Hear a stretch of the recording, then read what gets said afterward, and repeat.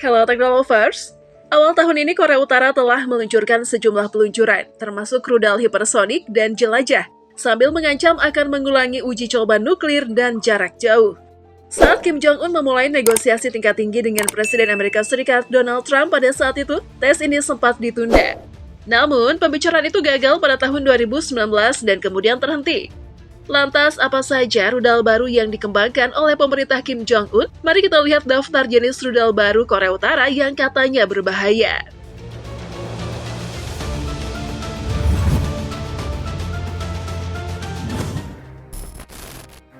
Hwasong-12.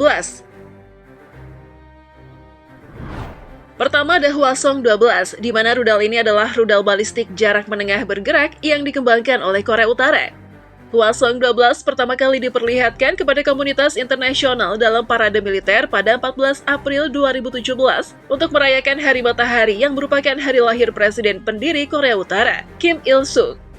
Korea Utara menguji Hwasong-12 pada 30 Januari tahun 2022 lalu. Foto peluncuran dirilis pada 14 Mei 2017 menunjukkan bahwa Hwasong-12 berdesain satu tahap dengan satu mesin utama dan 4 mesin vernier. Susunannya tampak serupa dengan uji mesin daya dorong tinggi yang dilakukan pada Maret tahun 2017. Mungkin juga menggunakan mesin Hwasong-10 lama dengan penambahan 2 vernier lagi.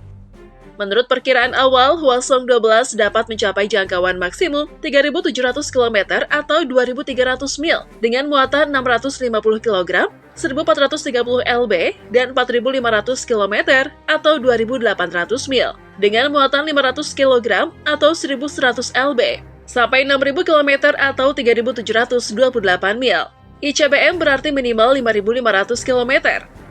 Hwasong-12 ditampilkan pada peluncur seluler Hwasong-10 pada parade militer bulan April 2017.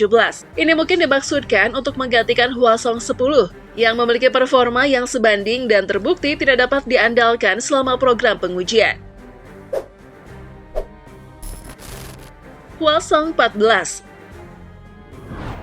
Lalu ada Hwasong-14 yang merupakan rudal balistik antar benua bergerak yang dikembangkan oleh Korea Utara. Ini juga dikenal dengan nama kode alternatif ASKN-20. Penerbangan pertamanya dilakukan pada 4 Juli 2017, bertepatan dengan Hari Kemerdekaan Amerika Serikat. Satu-satunya operator rudal ini yang diketahui adalah Korea Utara. Hwasong-14 tampaknya merupakan pengembangan 2 tahap dari Hwasong-12 yang diuji pertama kali pada Mei 2017. Tahap kedua tampaknya telah meningkatkan jangkauannya. Mesin tahap pertama menyerupai Hwasong-12. Ia memiliki 4 pendorong vernier untuk panduan dan stabilitas dengan mesin bahan bakar cair tunggal. Menurut analisis mendalam yang dipublikasikan oleh Bulletin of the Atomic Scientist, varian Hwasong-14 saat ini bahkan mungkin tidak memiliki kemampuan untuk mengirimkan hulu ledak nuklir generasi pertama ke Anchorage, Alaska. Namun, Korea Utara pasti tidak akan mampu mengirim bom atom miniatur yang relatif ringan dan mampu bertahan dalam kondisi pengiriman roket jarak jauh yang ekstrim saat ini. Ke-48 negara bagian terbawah AS dengan roket yang diuji pada 3 dan 28 Juli. Hulu ledak rudal nuklir generasi pertama Korea Utara diperkirakan memiliki berat antara 500 dan 600 kg atau 1.100 hingga 1.300 lb.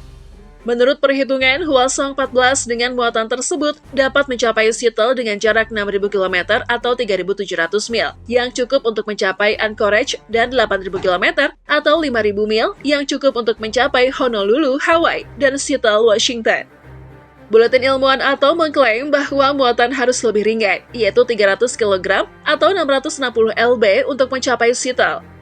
Rudal tersebut memiliki jangkauan maksimum 10.400 km atau 6.500 mil, dengan kendaraan masuk kembali seberat 200 kg atau 440 lb, selama uji coba yang dilakukan pada bulan Juli 2017.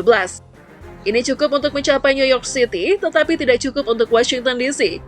Meskipun muatan tersebut dianggap jauh lebih ringan daripada yang diyakini Korea Utara mampu mempersenjatai diri. Hwasong-15. Posisi selanjutnya ada Hwasong-15, di mana banyak analis mengira Hwasong-14 telah ditembakkan segera setelah peluncuran. Namun, pemerintah Korea Utara kemudian merilis video peluncuran yang menunjukkan rudal yang sama sekali berbeda. Korea Utara menyatakan bahwa rudal tersebut memiliki waktu terbang total 53 menit, mencapai ketinggian sekitar 4.475 km dan menempuh jarak 950 km ke bawah. Rudal tersebut akan memiliki jangkauan lebih dari 13.000 km atau 8.100 mil, yang lebih dari cukup untuk mencapai Washington DC dan seluruh Amerika Serikat. Namun, Union of Concerned Scientists mengklaim bahwa dengan muatan yang lebih sedikit, rutenya mungkin lebih pendek.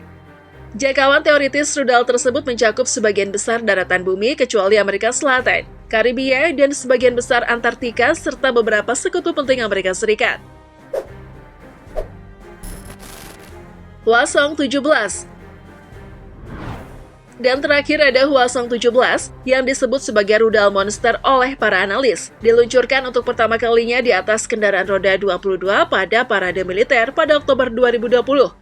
Para analis menganggapnya sebagai versi baru dari Hwasong 15 yang memiliki beberapa peningkatan teknis.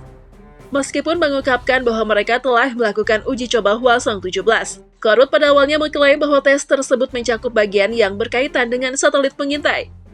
Amerika Serikat dan Korea Selatan memperkirakan bahwa dua peluncuran rudal Korea Utara pada awal 2022, yakni pada 27 Februari dan 5 Maret, melibatkan sistem rudal balistik antar benua baru yang mungkin merupakan bagian dari Hwasong 17.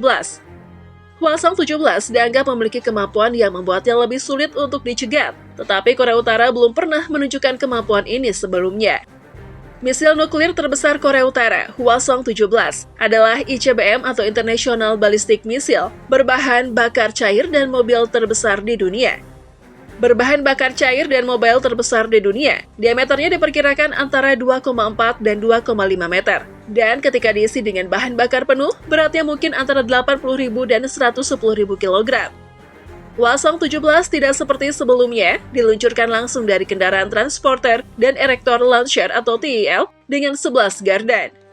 Kantor berita Korea, KCNA, melaporkan bahwa rudal yang diluncurkan pada Jumat lalu mencapai ketinggian maksimum 6.041 km dan terbang hampir 1.000 km atau 621 mil selama 69 menit. Senjata ini bahkan dapat menempuh jarak sejauh 15.000 km atau 9.320 mil. Cukup jauh untuk mencapai daratan Amerika Serikat, kata Menteri Pertahanan Jepang Yasukazu Hamada. Pada 24 Maret, media pemerintah melaporkan bahwa Korea Utara sebelumnya berhasil meluncurkan Hwasong 17 untuk pertama kalinya. Mereka mengklaim telah terbang selama 67,5 menit dengan jarak 1.090 km atau 681 mil dan ketinggian maksimum 6.248,5 km. Meskipun begitu, para pejabat intelijen dan analis di Amerika Serikat dan Korea Selatan menyimpulkan bahwa Korea Utara telah meluncurkan Hwasong 15 yang diuji pertama kali pada tahun 2017. Menurut analis, rudal ini lebih besar daripada Hwasong 15. Ini terlihat di pameran pertahanan Pyongyang pada Oktober tahun 2021. Pejabat di Seoul dan Washington mengatakan sistem ICBM Hwasong 17 terlibat dalam peluncuran pada 27 Februari dan 5 Maret, tetapi mereka tidak menguji kemampuan atau jangkauan penuhnya. Menurut analis, itu dimaksudkan untuk menembus pertahanan rudal yang lebih baik dengan membawa banyak hulu ledak dan umpan.